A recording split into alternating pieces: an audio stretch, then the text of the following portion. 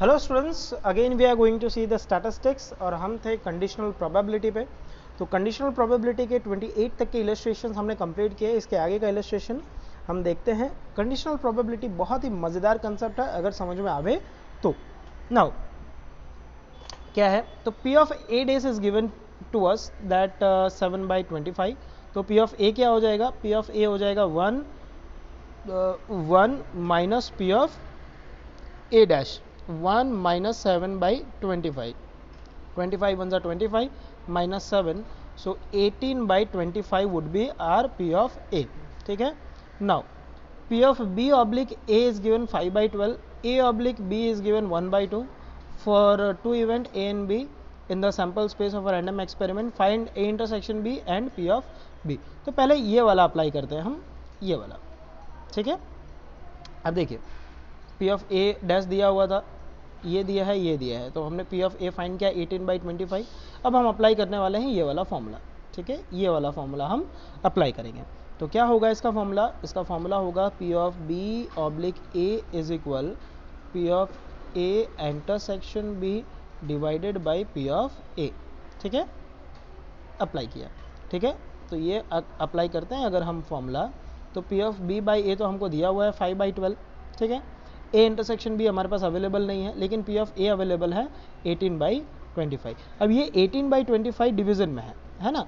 ये 18/25 आप जो देख रहे हो, ये वाला, ये है डिवीज़न में। ओके, तो डिवीज़न को आप साइड चेंज करोगे। ठीक है, तो अगर आप साइड चेंज करोगे तो वो चला जाएगा मल्टीप्लिकेशन में, तो यहाँ हो जाएगा वो मल्टीप्लिकेशन। इस तरह से आप देख सकते हो, यहाँ हो गया इसका मल्टीप्लिकेशन। ठीक है, तो बचा क्या, बचा A intersection B।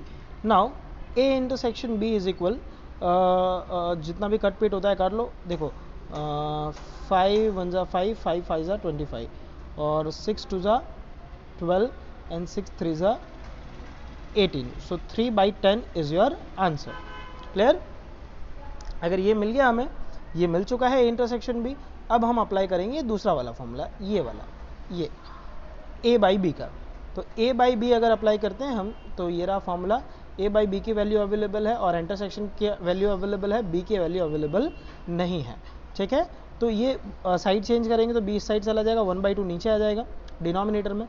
So 3/10 denominator में 1/2 है, तो उसको मल्टीप्लिकेशन में कन्वर्ट करेंगे तो 2/1 आ जाएगा।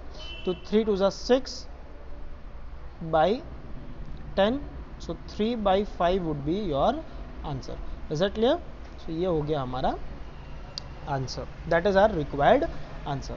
नाउ देखो, बहुत ही मज़ेदार, बहुत ही टफ, बहुत ही शानदार, जानदार क्वेश्चन जो मेरा फेवरेट है और बोर्ड वालों का भी फेवरेट है। अगर आ जाता है ये बोर्ड के एग्ज़ाम में तो समझो ना कि तकरीबन 80% स्टूडेंट जो है इसको छोड़ के आते हैं। ठीक है, क्योंकि कोई प्रोबेबिलिटी में इतनी मगजमारी करने की इच्छा नहीं रखता। देखते हैं, रीड करते हैं क्या कहना चाहता है। A medicine is tested on a group of rabbit and mice to know the effect. ठीक है, चूहों पर और खरगोश पर एक दवा का टेस्ट किया जाता है। देखो, चूहे पर टेस्ट करना और खरगोश पर टेस्ट करना दोनों ही इंडिपेंडेंट इवेंट है, पहली बात तो समझ लो। क्योंकि चूहे पे असर हो तो जरूरी नहीं है कि खरगोश पे असर हो ही हो, वो एक टोटली अलग प्राणी है, अलग एनिमल है ना, totally different animal. So it was observed that 7 rabbits shows effect of medicine in a group of 10 rabbits.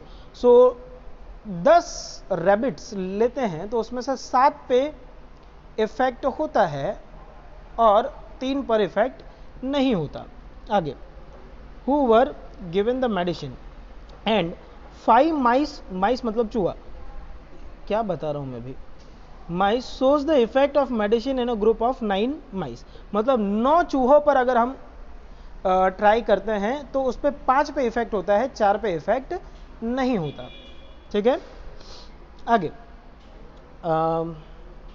हाँ, who were given medicines, one animal is randomly selected from each group, find the probability that both the selected animals shows the effect of medicine, कि दोनों के दोनों medicine का effect show करें और one of the two selected animals shows the effect of medicine and other does not shows the effect of medicine।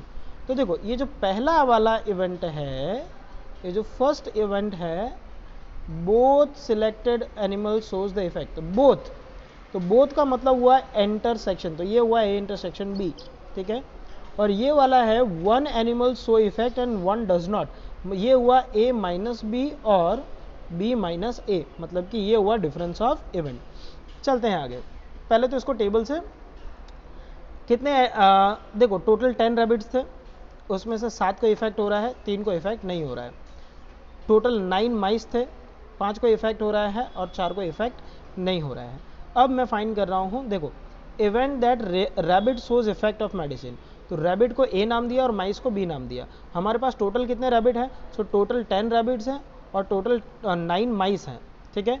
कितने rabbit पे effect हुआ, तो 7 पे हुआ था, तो ए की प्रोबेबिलिटी हो गई 7/10 और बी की प्रोबेबिलिटी हो गई 5/9, तो ये प्रोबेबिलिटी ऑफ ए 7/10 और probability of B 5/9। Is that clear?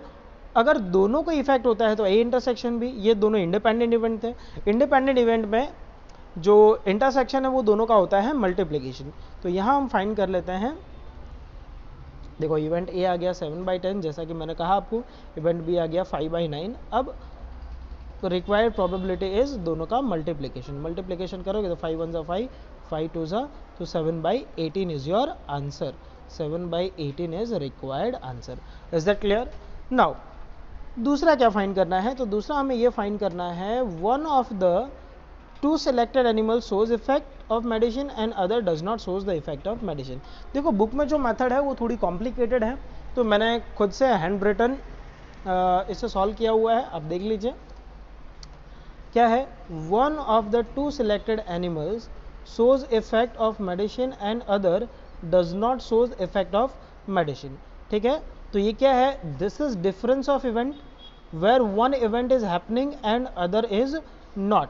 तो इसे हम क्या कहेंगे सिंपली, मतलब रैबिट अगर इफेक्ट शो करता है तो माइस शो ना करे, और माइस शो करता है तो रैबिट शो ना करे। So simply it can be denoted by a minus B और b minus A. a minus B का फॉर्मूला ये होता है, ये होता है a माइनस बी का फॉर्मूला, और ये होता है b माइनस ए का फॉर्मूला।